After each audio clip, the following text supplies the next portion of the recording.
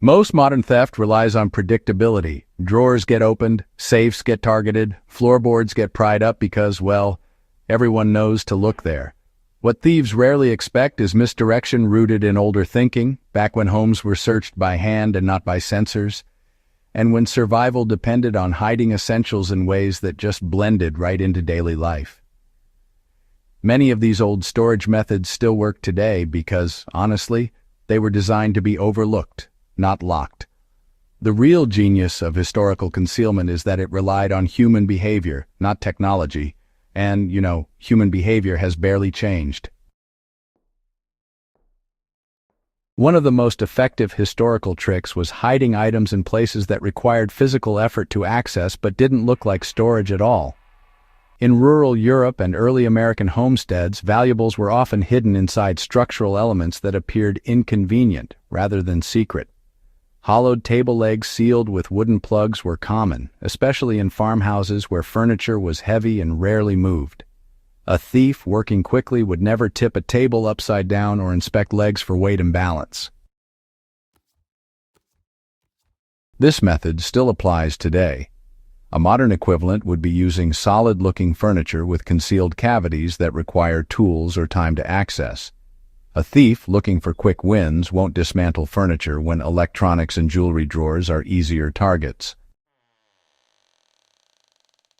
Older homes were filled with objects that served daily purposes, and this clutter was intentional. Grain bins, coal buckets, flour barrels, and tool chests were often used to hide small valuables inside false bottoms or side compartments. Thieves avoided these items because they were messy, heavy, or time-consuming to search. Today, the same principle applies. Storage that looks inconvenient or dirty is often ignored. A sealed container inside a bag of gardening supplies or beneath stacked utility items draws no attention. The key lesson from history is that concealment works best when it discourages curiosity through inconvenience, not secrecy. Many historical hiding spots relied on objects that looked valuable but were assumed to be empty or irrelevant.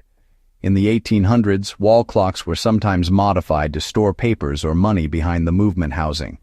Large family Bibles often had hollowed interiors used to hide deeds and coins precisely because thieves assumed books were worthless. The modern application is using items that appear purely decorative or informational. Old manuals, reference books, or large binders that look tedious to inspect can conceal slim compartments. Thieves rarely examine objects associated with boredom or routine knowledge. Historic homes had architectural features that modern thieves rarely understand. Chimney ledges, unused flues, window counterweights, and ceiling beams were frequently used to store items wrapped in cloth or leather. These areas required specific knowledge of construction to access and were often dusty, dark, and inconvenient. Now, while modern homes differ, similar blind spots still exist. Spaces above door frames, inside curtain rods, or behind removable vent covers serve the same function. The principle remains unchanged. Hide items where knowledge is required, not force. One of the smartest historical strategies was never keeping everything in one place. Farmers, traders, and households divided valuables across multiple hiding spots. If one cache was discovered, the rest remained untouched. This wasn't paranoia, it was practical risk management. So applying this today means, avoiding centralized storage. If you keep everything in a single safe or drawer, that right there becomes a single point of failure.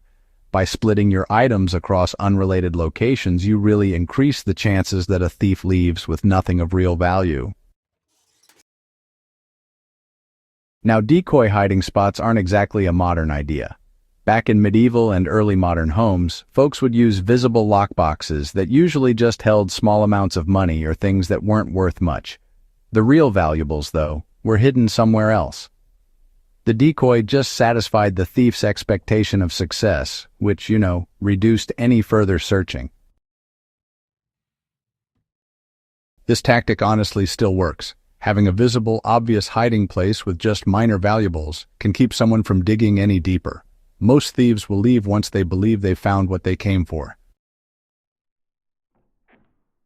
Well, back in the day, folks who wanted to hide something chose materials that would age right along with the house. Stuff like wood, cloth, leather, and clay just kind of faded in and didn't stick out over the years. On the other hand, metal safes, well, they practically hollered for attention. A hidden compartment that seemed like it had always been there was just a whole lot less likely to draw any notice. Even nowadays, blending materials is still a pretty darn effective approach. If you're looking to conceal something, it really ought to fit right in with its surroundings. Anything that looks too new, too reinforced, or just plain modern, well, that's going to catch some eyes. Those old-school methods work so well because they just disappeared into the background, The thing is, historical storage methods worked because folks understood how people behave. Thieves, well, they tend to follow certain habits.